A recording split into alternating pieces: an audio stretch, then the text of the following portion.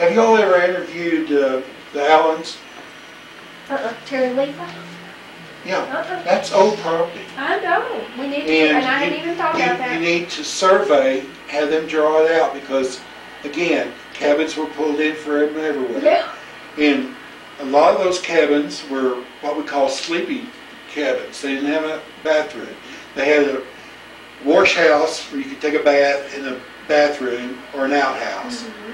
And so the original cabins, up until about, I'd say 55, everybody started modernizing with bathrooms. Grandview did the same thing. They had sleeping cabins. And Rio, Colorado had sleeping cabins. Now, his name that I knew was Kenneth Locke. And he did one call at the community house, Red River Valley, and he had high blood pressure and white hair, and his face would get so red you were thinking pass out. But that's He was a caller? He wasn't a caller, but that was his favorite thing to do, was call Red River Valley. You got to remember square dancing back there. It wasn't like it is now. You had swing and do-si-do and right, left, grand, and real simple. Maybe 10. It's more complicated now. 10 patterns at the most. And so that's Riverside. That's the Riverside. Okay. And what's his name again? Kenneth Locke. Kenneth Locke. Okay. Now his name is on the in the little frame in one of those pictures in the community house. Okay. But that's what I remember about him. Okay. And I've already told you about the Bookers at Rio, Colorado. And I've given you some information about the Longs and the Wallaces at Grandview. Now, originally, if you look at that postcard that I'm always referring to, it shows you a Quonset hut from World War II. That's just a square roofed, little square building, and that's the original part of their lodge.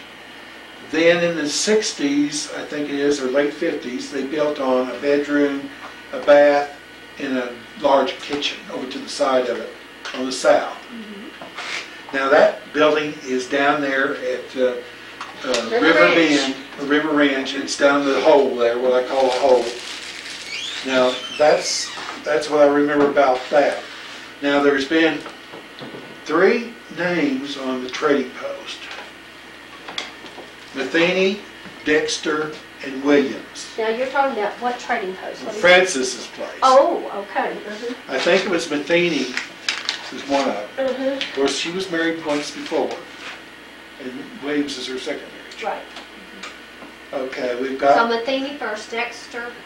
Dexter, and then... Williams. It's either Walthall or Matheny, I'm not sure. But it had a name before that. And of course, I'm sure she's done her own. So it's a very old building. It is an old building. Now, I don't know about the old cabin behind it, but the trading post itself is. Yeah. And it's been built on at least 2 or 3 times. Now, Black Mountain Playhouse. Okay. Well, when we first got here. It was a Lester Lewis item, wasn't it? Or yeah. His dad. Okay.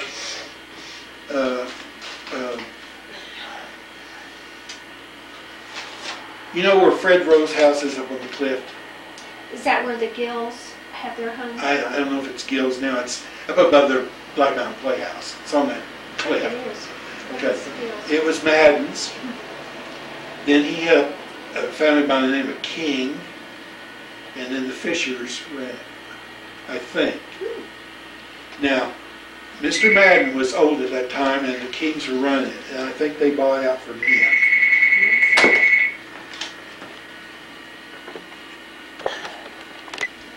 Okay. Sorry. Okay. We're talking about the Black Mountain Playhouse. Okay. The front entrance has always been facing east on the Black Mountain Playhouse. It did have a porch at one time on the front. Okay, over to the north side was the bowling alley. Okay. And I understand that was the saloon at one time. That's what one of the magazines I've read. I don't know. I was a saloon when I was there. It was a bowling alley. And I think they had 2 nights. Then there, where the dance hall was the skating rink. Is the skating rink today? Yeah, and we'd go down there and skate in the afternoon. We had some time. Keep on. You go sit there. Okay.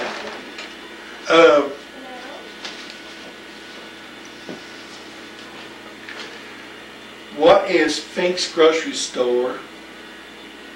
Supposedly had a wooden grocery store there, and it was mercantile.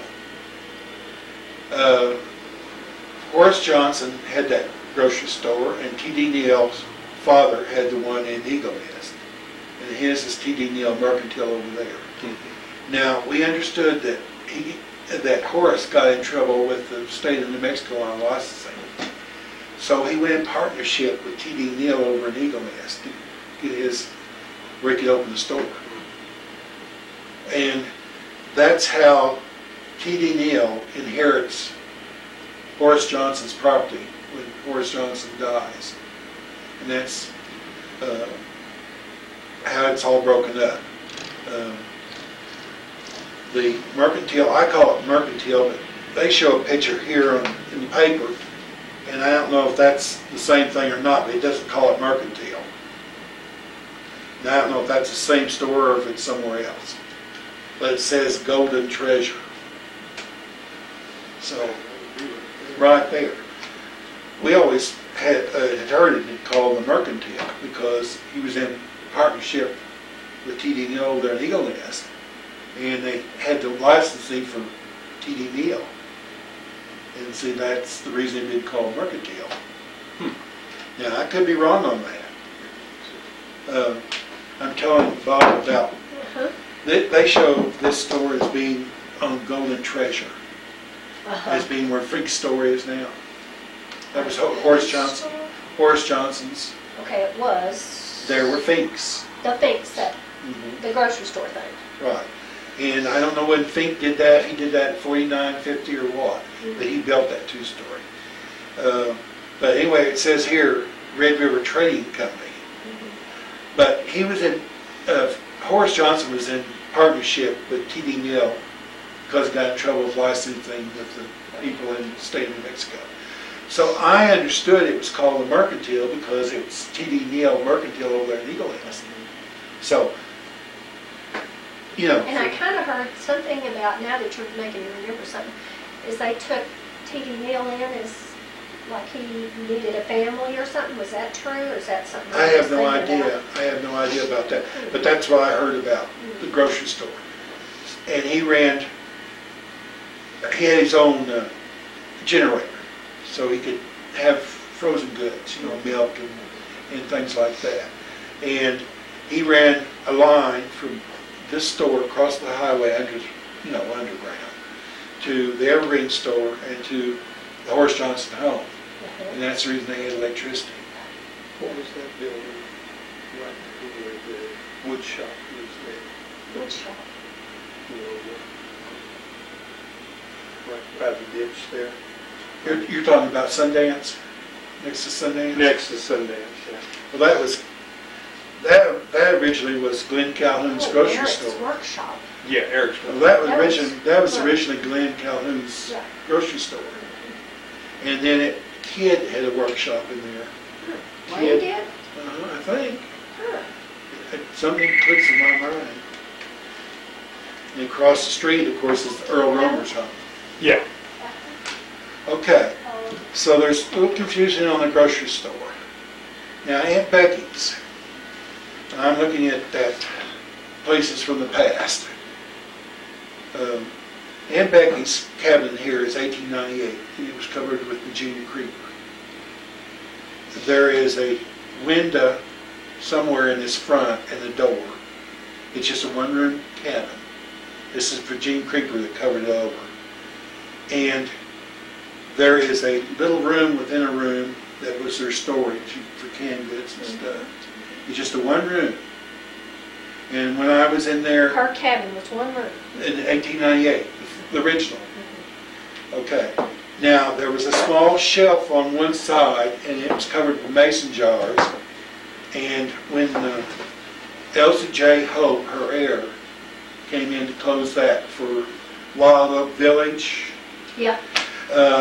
She parked her camper and got water from me. So, and my dad had also put locks on there to keep people out on this one, on the bigger building. And also ripped it one time, because he didn't see anything fall down. You know, when I first came here, that cabin was still here. Yeah. It was in 80. And I did go in, but I remember very little about it. Okay. It had shelves at one end, had that little closet, and there was a window over. They used to put a orange box with a screen over it that hung out the window on the north side, and that was their ice box. Now, Aunt Becky grew vegetables here during the World War II. And that's the Esther Klain, Cofelt, Armstrong family. And Elsie J. Hope in California, Monterey, is the one inherited from her. And when they did the forest land change and all that stuff for Wild Oak Village, that's how it became private property. They just been switching for whatever. And So Wild Oak did belong to the forest. it was mine claim and belonged to Forest. It was a claim 99-year lease, I'm sure. Oh, yeah. But when they did the switchings with the Forest Department, it became private land, and that's Snyder, the reason Snyder put in Wild Oak Village. Snyder. Snyder. Yeah. And that's the reason they call it Wild Oak Village. They won't agree to this, but when they did the blasting there on that hump behind the old schoolhouse, they messed up my well, but they won't agree to that. And I was there, and we said it'll never go because it keeps sliding. It's fine chat, and it just keeps sliding. That's the reason they had put the road over on the new pass in. Now, What's it called? Wild Oak Village is what I mean, the stuff that's falling. I call it chat. Chat? It's real fine gravel or sand. It's real movable. It doesn't stay put. Now, I used to have a 4-foot cyclone fence surrounding my property. If you'll notice, the road is up to the top of mine, on the back side. That's the only thing that's keeping that road there is my fence, or was my fence. Okay, now I can't tell you anything about this second edition. And then there was a third edition over to the side of that. And that was full of old lumber and fencing and stuff like that. Storage, basically. Junk. Now, out to what I call the road, there was a path. In front of her two additions here, there was a gravel or dirt little path. Then it went into the far west side was her garden. It went in and wide off twice. Now, you got to remember, she was using a dug well. She was using what? A dug well.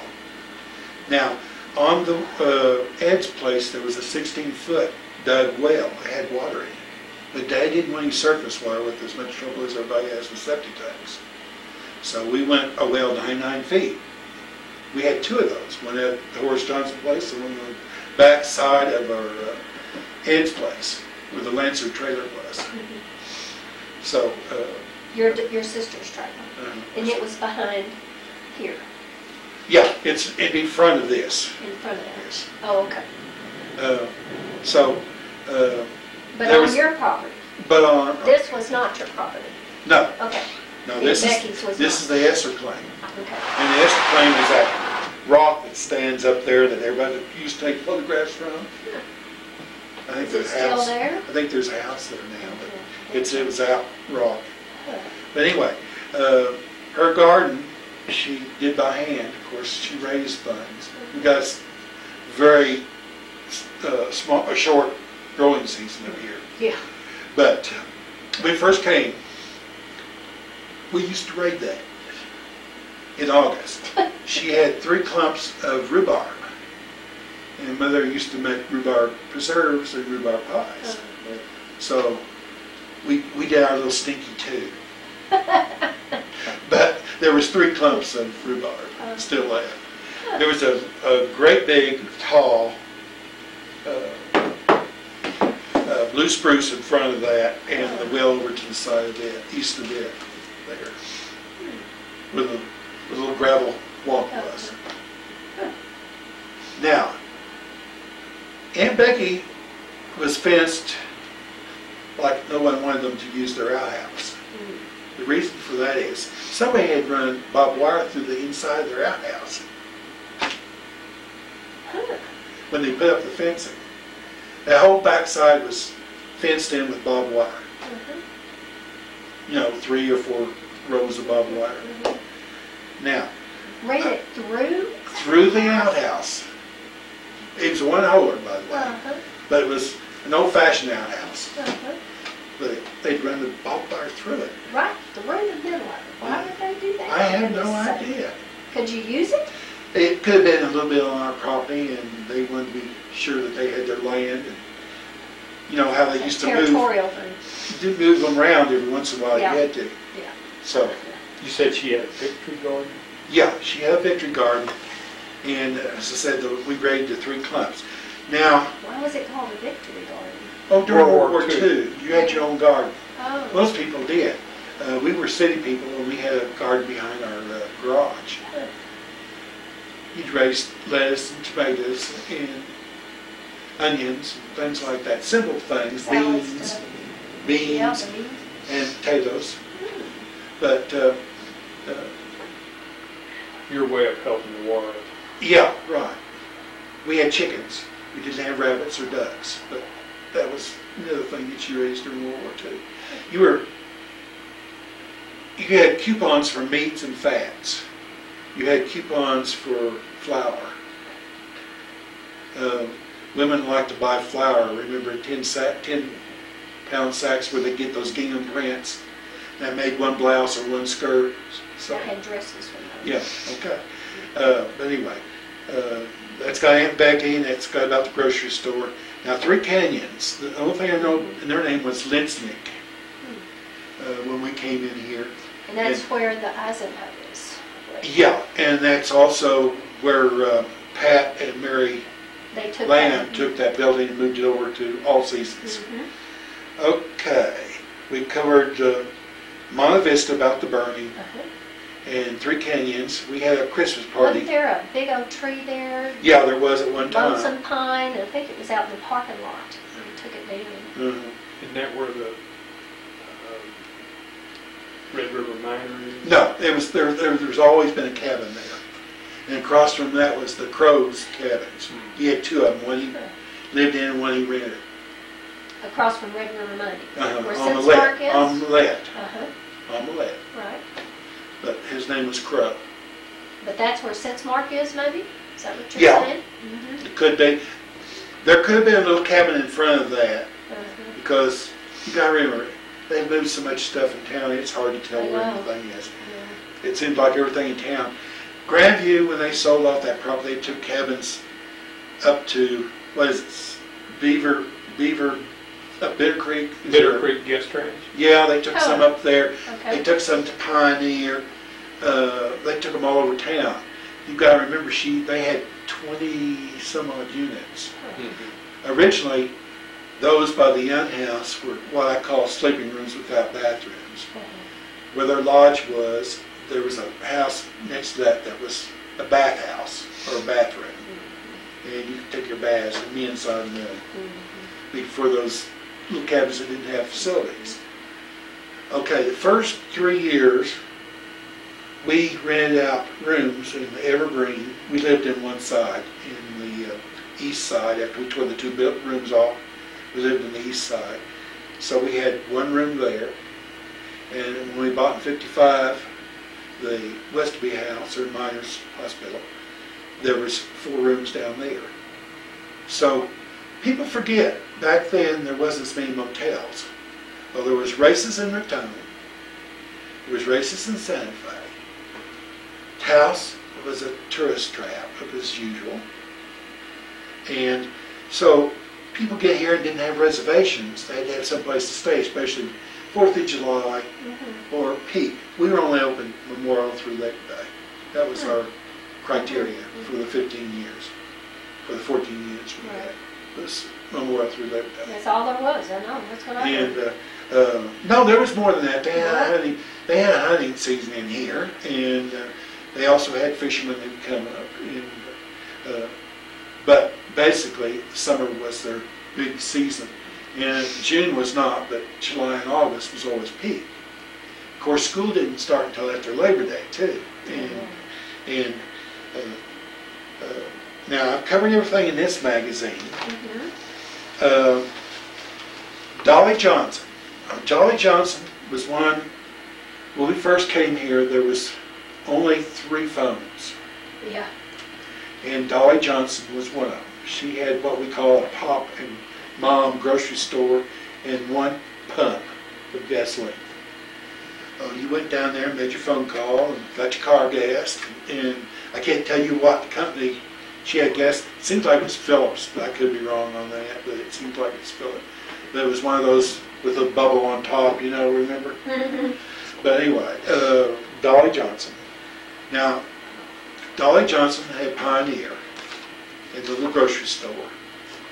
Now, she also had the cabin across the road next to the mountain there, which would be Millette Stream and the mountain. A little cabin across the way there. But when she sold Pioneer, that's where she lived. And the Sneeds lived there for a while, too. And it's by the Millette Stream? Oh, it's the bridge is here, Yeah. and it's right there. There's a rock outcropping, and it's right here. Not. But that's High Street. Uh-huh. It's across High Street next to the mountain. Cross High Street next to it. Do you think it's where the Buchanans are? I have no idea. A little cabin there. But it's got history, too. And I don't know if that's... Okay, Young's house. I was through it twice. That's Harold Young's grandfather. He supposedly took the brick off of that and built a fireplace down there at his place. Yeah, he built a wall and put the fireplace. Yeah, and I was in it once. Now, the road from the second pass did not come in the way it does now. You came from the second pass down to what we call the Y now. And you went in front of Grandview, back to High Street. Then you went to High Street. The High Street went clear through up to Rose Hill. It wasn't paved, but it was dirt. So you had all the way. That was 4 terrace towers. Yeah. You could go through, that's High Street. It was all the way through. Now Main Street wasn't. Now, you come down in front of Grandview to High Street, up what is now Golden Treasure in front of Finks, then back to Main Street. Then you went down to the community house, and then you went back to High Street. And By where Timberline is now. you could go either side of the community house. It was Fire station. or yeah, it'd be right in there.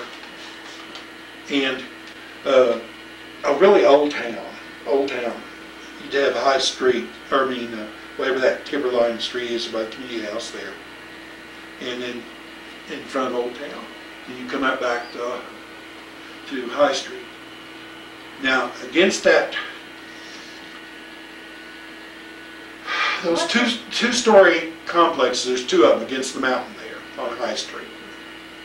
Well, there used to be a mine right there. And when they first put those in, they were crying like mad because the mountain was silting off, exploding. Our rock up here, it gets water in it, freezes, and then when the sun hits it, it explodes. I'm talking about the rock, porous rock. Okay. Like frosty. Right. And so when they first put those in, they lost a wall on one edge of one of those complexes there against the mountain, those 2 stories. Mm-hmm. I don't know if anybody wants to know that or not. Yeah, I do. Well, Woodcastle worked on the back of it. Okay. I know it. Okay. Ponderosa wasn't there. Nothing was there. Fry's Old Town was there. Okay, starting up there about Moose's pasture where the stream is. And of course, he's rerouted the stream. The stream has been moved over closer to the mountain. Everything has been moved over closer to the mountain, Because the including reason- Pioneer Street. Including Pioneer. Pioneer Street. So Boots has changed every inch about of the stream, starting with Middle Fork. Huh, starting with Middle Fork. Well, he put those, what they call trout dams in, little levees, where the water could make pools. He did it all through Valley of the Pine at one time. He's working on that bridge there in Valley of the Pines. One winter, he had so much rain and melt that they had to take the 3 culverts out as you turn to go Valley of the Pines up to Monte Vista. See, that used to be the main highway, not what you go in on now, it's paved. That used to be the main highway. And that was at Black Copper Canyon. It turns there with the culverts. There's 3 of them. And they had to take those out one spring. And they had to take the culvert out there at Turkey Trot. There used to be a bridge over to Hickham's stable. They had to take that out. Every time we had to go back to High Street, there was a swamp. And the swamp is because we have an underground spring. Starts up there at the corner of Moots's and goes to Grandview. Goes down in front of Aunt Patrick's area there. Goes in front of Stars where it bubbled up, and sometimes went across the road and down that between Mountain Shop and Western. And then bubbles up at Fry's. Okay, I call it a swamp or bog, and it's all been filled in. And I understand you all had some problems with flooding down in the new addition this year. Oh, yeah. Okay. Well, that's the reason, because it's a bog. We knew. And it's all on underground seepage. And, but anyway, right where the 2 stories are, I was on High Street where the 2 stories are and the exploding rock and all that. Across from that, there used to be a small fenced-in little pasture. And there was a little barn there for somebody's horse. And there was a 4-wheel wagon. Well, the 4-wheel wagon sunk, and they never recovered. Went down in the bog. In the bog. Now, is that on the Terrace Tower side, or are you talking about over On the High Street side. on the High Street side? Okay, Down by Terrace Towers? there used to be, about where Ponderosa is, and it makes a little swing there. There used to be a big pine tree there. And there was a mine shaft over here, in the mountain, where the rock is. And then right about then there was that fenced-in little area for a little barn for a horse. Now, there wasn't anything else between the bog and Pioneer. And you came up on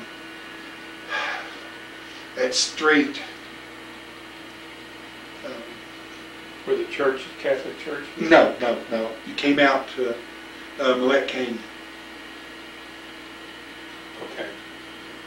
Or could there have been another? I'm not quite sure. Is there another street in there? Well, they've rearranged Pioneer. That's what they've done. Pioneer, the grocery store, used to be on the main street. So they've rearranged that some way through there. Because Crow's has always been there. And so you couldn't have Dolly's there. Dolly Johnson. So there must have been another street in there somewhere. It could have been an alley. Yeah, it could have been an alley. It wasn't a street. But you came out past in front of Dolly's, because that's And Dolly's place was? Pioneer. Okay. Now, and then you went back to the main street, and then out of town. Now, all of that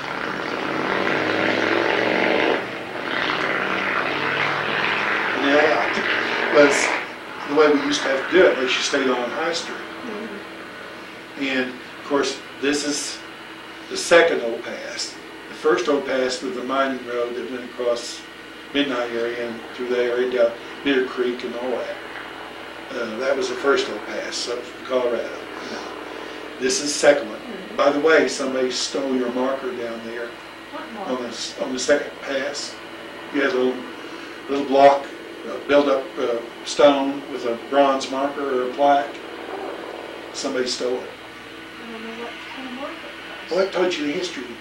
Historical. Up on the pass, Right, well, you on turn the up, old pass. well, you turn across from Tall Pines there to go up the path. There was a little box, That's nice. and somebody had stole it, so I don't know if you all are still replacing any of that or not. I don't know. But I noticed that I went on a trip up to the old pass. I wanted to go one more time. I went to Goose and I went to Oh, yeah. Midnight. I didn't go to Mill Fork. But you rented a Jeep. No, I went on a tour. Oh, okay. I was going to say, you didn't go up there in that. No. No, I went with, I went to Midnight with Trailways. And Trailways was originally Jack Chambliss's tour group in here. And my brother drove for him for 3 years. About 54, 55, notice 55, 56. In the era. And of course, what is now the donut hole was the Highlander. And before that, there was a barber shop, beauty shop, and his office in the center. And he owned what is now called the Yucca or the Mini Mall, the country block next to All Seasons. Yeah. That was the swimming pool. Well, I remember the pool. It never did go over real well, and it was, I think Pat is the one that turned the Mini Mall. But again, history from Mary and Pat. Right. But that was Jack's. Now, Jack's home was west of what I call the Highlander, that little cabin there. Okay. Going back east down Main Street was the Valley Lodge. Oh, the Valley Lodge was bought by a couple in about 54, Jim and Noah Hanks. They had a daughter, Gail, and a son, James. And they came in about the same time we did, and they're from Abilene, Texas originally. So that makes Fry coming in 50, about 52, Maxine, Taylor Grandstaff, Pendley's in 54, and also the Hanks in 54. So, I'm going to give you some gossip, and I don't know if you want to keep it in or not. We were considered the low end of the town. You had said that. You said on this end was considered the low end. Yeah. Anything Bitter Creek over east was considered the low end. Oh, you got to remember. You were on the wrong side of the creek. Wrong side of the creek. And the creek, as I said, was center or and then the east 1, 2, whatever. But we tried to work with everybody in here. We felt it was better to keep them here than send people out of the valley mad. So when we had sleeping rooms, we worked with almost anybody we could work with. And we did the same for Valley Lodge and Grandview and all of them. But you got to remember, there's a clique.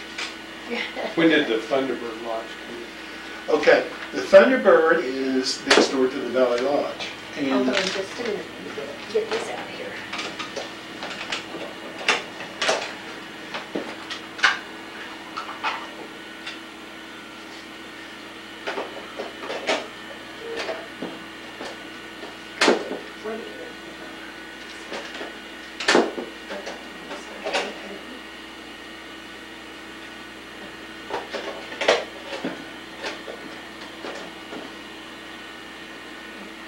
These should be ready.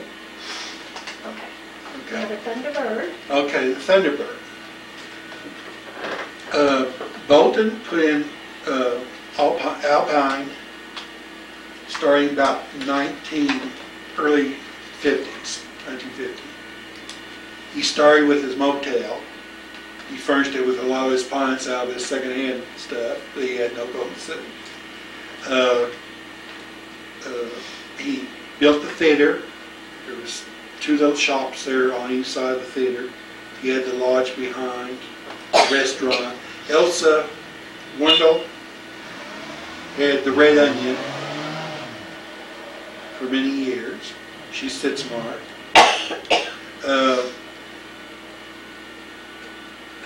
So we call his buildings cinder block, because that's what they were. He had originally a couple of little log cabins there, but his basically were built out of cinder blocks because they were easy to maintain and easy to put up. But he's also from Oklahoma City. Again, people forget. They were having trouble with septic tanks. You could smell it. You could see it. It was running down the streets because of those underground rivers or streams, or whatever you call them. They were all through that area. Now, he was the go-getter of the town. A lot of people didn't like him. That's the reason I said they called him S.O.B. But his name was S.E.B. Bolton, in Stokes Bolton. But he was instrumental about getting the water system up Pioneer, the sewer system. Also, where Terrace Towers is, there was an old mine complex there at the edge of town. There was a big hump in the highway, and they had to take the grade down. And that was one of the problems about getting Main Street through, other than the water, ground level water. Now, Rose Hill, I've heard two reasons why it's called. What is Rose Hill? Where is it? Rose Hill Chapman's. is where Skyview or Skiview? Skiview and Terrace Towers and all those homes are up in that area there. It's called Rose Hill. I've heard two big versions. You know the outcropping of rock that's in the back of the Catholic Church and it goes down by Millet there? Yeah. It's iron rock. It has rose colors in it when the sun hits it. I've heard it called that because of that rock formation. And I've also heard that because of the wild roses, it was called Rose Hill. Now that's two versions I've heard. By the way, there is two other additions here in town. I don't know if they're still called that. Where the Sportsman and the Golden Eagle are. Past that, up on the side of the hill, it used to be called Little Bethany. And it was called Little Bethany because of people from Bethany, Oklahoma. They were Brown and McClure's. They were lumber in Bethany. There was Paul Dawson and R.M. Dawson. And they're all from Bethany. Is the Dawson's the, or is that, no, that's the last name. R.M. Dawson and Merle. Merle is still a friend of mine. I still talk to her almost every week at home. She used to do our poodle for 20 years. Or better. Across the road, where that tall two-story is, and Moose's pasture, well, that used to be called Holiday Lodge. Right. Yes, Mountain Shadows. Yeah, whatever it is now. Holiday Lodge. Holiday Lodge. Bob's dad. Behind that was a little cabin, and it was called Little Enid. And that was because of Helen Reinhardt. And it's... Are they kin to Mark Reinhardt? I don't have any idea. No, she has a cabin back there. It could be. I know she still had some relatives a long time ago after she died. I have no idea. But it was a very simple little wood cabin, and down close to the stream was the Dunn house. And that's where Boots did a lot of work on the stream bed. They put those fence full of rocks and things like that, making it shoulder and things like that. But anyway, Helen Reinhardt was a little character. She worked sometimes at Tilly's in the restaurant. And she was quite old when I knew her. She had a center part, white hair. She used those clamps to make waves in the hair, remember? Yes, yes. And she had a bun and back and braid. Well, while I'm on it, that's something you all need to get in on right now, is do something about hairstyles. Because the hairstyles have changed. Most hair is now flipped, ponytail, or whatever. Well, back then, Mrs. Culpepper had a braid down to her waist. Uh-huh. She lived in Rose Hill. I don't know if you know the name Mrs. Culpepper. I remember that name. I don't know whether... Wasn't she alive even in the 80s? I think She so. rode her bicycle around with a little hat? I have no straw hat. idea. I can't... That's what I remember. But anyway, she had a braid down her back, and she wore it in coordinate of braids twice around the top of her head. Oh, Mrs. Grundy pulled her hair straight back, and she had wavy hair. She wore a braided bun. Bob's. Bob, I don't, Lottie or Loretta, I think's her first name. Mrs. Janney, that's Joe Janney's mother. Uh-huh. Brown hair when I knew her, pulled her hair back and had braid bun. Everybody had braids. But you gotta remember, this is the old generation. Right. And they wore long sleeves, long dresses down to their ankle, and what I call hospital shoes in either black, you wear those old tie chunky, shoes, because they had bunions so bad. Well, that's the reason they wore pointed toes as ladies. They pulled all their bones in when they had Bunions. When Brian Hart's Helen. Helen's son was Herbert. Okay. Should have been Herbert, and that's Marge was married to her. Right. Oh, I knew the granddaughters. So Well, he was off of the war. Yeah. He was military, retired military. Oh, I knew them.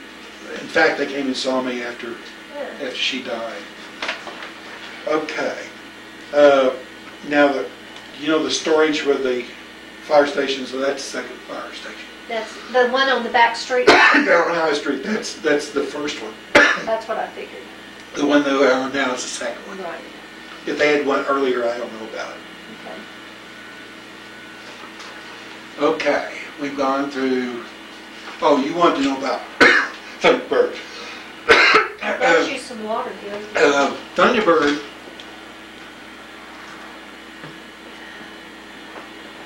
was what I would call one of 3 adobe structures here in town. And where was that? Thunderbird next to Valley Lodge. the Alpines. Yes, okay, got it. Okay. That was owned by a Coach Miller. Right. Well, we knew his. And he had a daughter, Melody, or something like that. My brother got around town and danced, almost dated everybody in town at one time or another. Lavella Fry, Mona Fry, Gail Hanks, the McCaslin girls. What that mean? The McCaslins have, where the trade post is now, the Red River Trade Post. Oh, there was a adobe complex there, and Mr. McCaslin. Wasn't it a lodge of some kind No, back it wasn't. there? It wasn't. There was his office to one side, and it was a long building in the L-shaped, and it was stucco, white. It was here when we first came. Now, in the office was Western Union, and my dad had all of Western Oklahoma and the Panhandle of Texas, and he would try to work out when he came into town to see us and get his orders, and he wanted them out quick, so he either mail them to the post office or call in Western Union and send a whatever emergency. He was a furniture rep.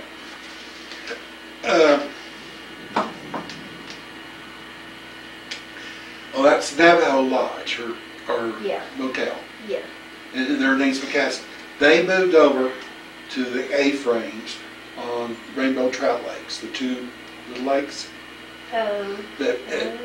Okay, you know where they are by Black Mountain there? It used to be 2 little pay-by-the-inch lakes.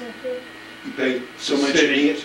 You didn't have to have a license to have fish. So there were some A-frames. Are they still there or not there? Oh, he had those at one time. I don't know if they're the same ones. Is there still A-frames there? Chaparral, I don't know if that's them or not. It's called Carabel. Or Clarabelle or Carabelle or whatever. But anyway, he went over from there, from Navajo to... Now Navajo, was that where Red River Trading is? Uh-huh. Right in there. So there, because Marcia, Wayne Kidd got Marcia, and I guess when they tore it down, got the little turquoise door for her off of it. Well, the colors here, you got to remember, they're the Spanish colors. Turquoise or red trim. on windows. Unless you were strange and wanted some of Supposed the... to keep the bad spirits out. You gotta remember, everybody was going for that rough sided lumber stuff and red trim for the windows or turquoise. That's fine. But anyway, they moved down to where the two little rainbow trout lakes were Okay. and put those in. And they were fed from Pioneer, I think. They could have been from Red River Stream because, again, Pioneer has been moved, Red River Stream has been moved. So, now, there was not anything from basically till you got to Lewis's ranch through that whole middle. And I call that water hay or grass or whatever you want to call it that Lewis used to cut. Now, as I said, Hickam had a stable there at Turkey Trot for a while. Now, where the RV park, I think, where Lewis's RV park is, used to be Pendley Gas. That seems to click in my brain. Well, I know they had a they had a big tank there. propane tank there. Tank there, and it was serviced when we first came in here by Red Oldham, which is Winfred Hamilton's brother, and he was out of that town. He'd come and deliver gas down here and stay with Winfred and Walter. Now the Hamiltons are Oldhams. Only Winfred's the Hamilton. Right. Her husband's name is Walter. Now there was 3 sisters all together, and I can't remember their names. I'm sorry, but there was 3 sisters. I remember Florence. And of course Walter, which is Red's son, up there in that town, and his sister Sarah, I think it is. But I used to call Winifred cousins. We never did prove it, but during the right after the Civil War, 2 Pendley brothers, Joshua and John Henry Pendley, married 2 Oldham girls, Mindy and Lucinda Oldham. And so I always call Winifred cousin. I don't know if we were, but that was back in Kentucky, at the end of the Civil War. Again, I'm looking through my papers. Anything else? Oh, did we get Thunderbird taken care of? Doc Miller? Yeah, remember the Miller? You remember So vague. at Houston, It wasn't Doc. Our elder was Miller, and that was his brother. Bill Miller? Bill Miller, that was his brother. No, Vaguely. it's not Doc. It's Coach. Coach Miller. Coach, right. And now I've gotten, of course, Scary was put in 58, and my dad, my brother, and myself took lessons. Except they weren't on the short boards; they were on your body length plus so many inches above that. They were the long skis, and that's different than short ski. Yeah. And I never was any good, and I never did do it after that. So, Amen. Amen to that. And so, but we did take lessons in 58. Mother couldn't because my mother was 5 foot, weighed She was very 130. small. Top heavy, but petite. Full fingered, in other words. But anyway, she pulled the icebox out and reached her back, so she couldn't take it. And we'd come up for Christmas, and that's the reason. But back to Bolton. Oh, Bolton was a wheeler dealer. He first bought trolley towers. No. Right. Streetcar. And they weren't strong enough. So he went to oil derricks and prefabbed those and got parts that way. So, but he was a wheeler dealer. And did I discuss the Chamber of Commerce? Well, the Chamber of Commerce was our government here. Right. And they met at least once a month. And Mother hated to go to meetings, so Daddy said, you have to go. And my dad wasn't usually here. They were always, it seemed like it was the first of the week because they usually had their chuck wagon on the weekend. Now, it started out, the schoolhouse faced basically south. And it's that corner of the building with the steps coming out, we had a stage. Okay? The master of ceremonies were Doc Chambers at Star Drug or Garnet Fry at Fry's Old Town and the Sportsman. Now, I'm getting off of Chamber now. I mean the chuck wagon. Fry's was a go-getter too. Now, at one time, he had 5 stores here in the state. He had one at the Sportsman, which is the mountain shop now, the newer side that David bought after he bought the little side. Well, that's Sports. Then he had Old Town, where the auction is there at Tilly's and Tony's in the bar area. He owned, he worked out of a shop there. Now that was 3 here in town at one time. Didn't last very long, but he had it for a few years. The one at Tilly's. I don't know what was the problem, but he didn't go very long. Then he had one over, you know that first little shopping center there on, as you come in to Taos on Bent Street and the main street, Norte, El Norte, whatever it is. Oh, there's a little shopping plaza over there. Oh, the one at the far end of it, on the Toward Maine, or the other way?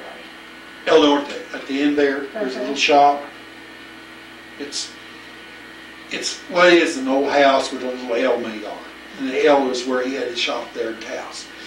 And he had a shop in, I want to say Clovis or Artesia, I'm not sure which, or Portales, it was somewhere south. He had one somewhere south. Now, Garnet Fry was the manager for clothing outlet, Western Clothing Outlet, and everything in Woodward. He was the manager. His wife was Ortega, and Western Lear. I don't know if you're.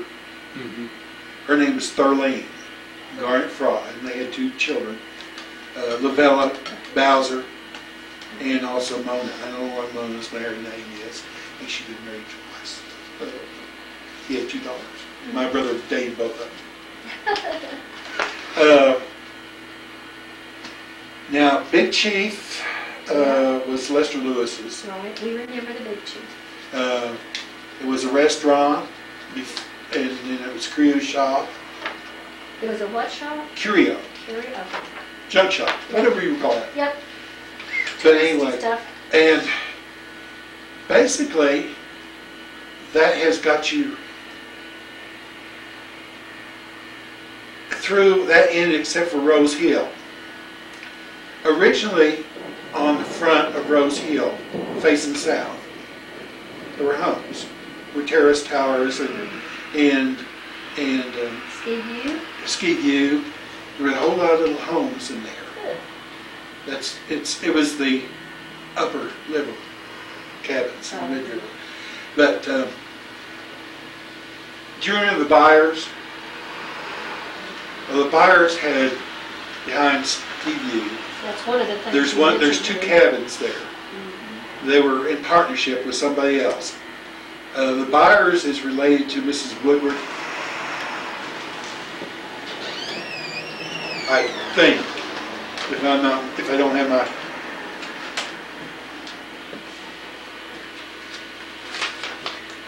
I did. That is the copy. That is copy. Now, but anyway, there was a lot of little homes, and there were all season is and yucca and all that through there. It was called Rose Hill, and there was a lot of summer homes.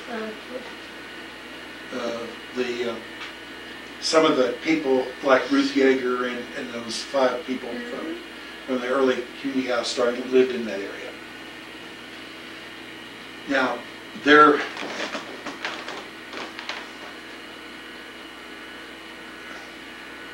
what is the guy's name that has a real estate office next to Ted Calhoun's DeMarc?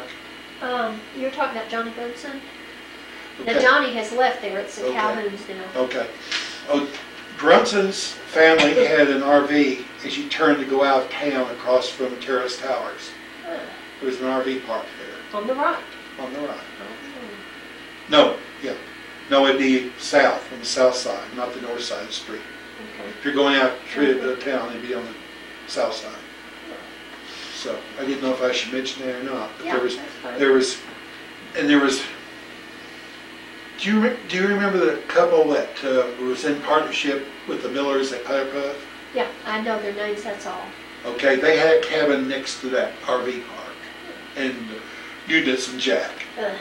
That was in there. Hmm. Now, before you got to,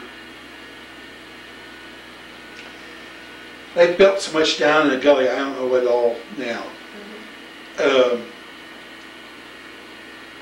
Where you go down, there's a big complex, a two-story by Jack and Eunice's. There's a road there. Katie Barker used to have her home there. Oh, okay. There's some sort of hotel or motel down in there. I don't know what's the name. There was a bed and breakfast. Yeah, maybe it's a two-story, I think. Uh-huh. Is it the Fox? I mean, Yeah, it could be the Fox. It wasn't called that. Okay. It could, it's not that. When I was, it was something else, I think. it's owned by, Drew. Okay. yeah, Drew. I'm looking at another newspaper. It's a Christmas album. Uh-huh. It shows Ed Westaby's living room with all his stuffed animals. Right. That's it. He was a taxidermist. When we came in here, his frames for doing his taxidermy were still in the barn. He threw them all out because we didn't know what they were. I know. And so we had no stuffed animals. So we had no stuffed animals. Now, there is going into what I call the northeast bedroom where I lived on the Uh-huh. east side. Uh-huh. Because my living room and kitchen and then my bedroom was behind that on the east side. That was his bedroom. And the only original doors from the hospital are two doors that bang up together. And the reason we did that, that was our party house for Big Cruise. Uh-huh. And to cut down on the noise and the privacy, we wanted two doors. So that's the only original doors left in the whole place, were right there. So, as I said, I'm looking at Christmas edition. Now, Clarabelle, do you want to know about that? The Carabelle Mine? Clarabelle. Okay. Clarabelle, of course, I told you about the Hermit's Garden, the little cabin across from Yeah, that. I've heard about his forever. Now, tourists heard there was gold up there and they tore it all apart. Tore the little thing apart? Apart. He used to have round circles of stones with mounds of dirt and flowers planted in there. And he did that in the summer to keep busy and just something to do. But there was a cabin across the road from that, and that was where that Model T was, and Mother found that little miner's cab. thing. Okay, up a little above that, or below it, I'm not sure which now, there was two mines being worked in the 50s for gold. Mhm. Now, there is gold up here, but the problem is getting it crushed and smelted, I know. and it costs too much. It's too much. Okay, if you go on to the Carabelle, Uh-huh. when we came here, the roof was still partially on it. There was catwalks. That's walks that were handed by bars that hung down and clipped into the wooden platforms that you walk on. Uh-huh. They were hung from the rafters. You could walk through all those catwalks, I call them. And there was lime up there. You could see the lime, the white lime on the, it's used in the crushing. Uh-huh. Make a powder for grinding down the ore and stuff. But you do all those catwalks when I first got in here, when in the 50s, Right. after 54. Down below, there where the concrete blocks were, I mean, they were laid like there's had been the boiler, Uh-huh. and there was some sort of stucco oven there too. And Mother was a pack rat. She liked to go through all the old dumps and all the old trash. Well, she went down there and she found Swedish millstones. So they're round stones that are slick. They help in the grinding. Okay, in the crushing, there is what I call a cannonball. It's a big, looks like a cannonball. It's used in the crushing. Then there was a smaller type that was 2 balls with a bar in between. And that was used in the crushing. The Swedish millstones, cannonballs, and the double barbell, I call it, were used in the crushing before. There was also, I bet, there were across 2 10-foot vats, like wine barrels. They had the ribbing and that was the crushing was done. Now, all that mining equipment had been stripped out for World War II because they wanted the metal for recycling for war use. So all the metal except the last time my brother had a Jeep was in the 70s. And we went to the Orofino, which is past Midnight and Edison and Anchor and on. And it's on the way down Bitter Creek into town if you were using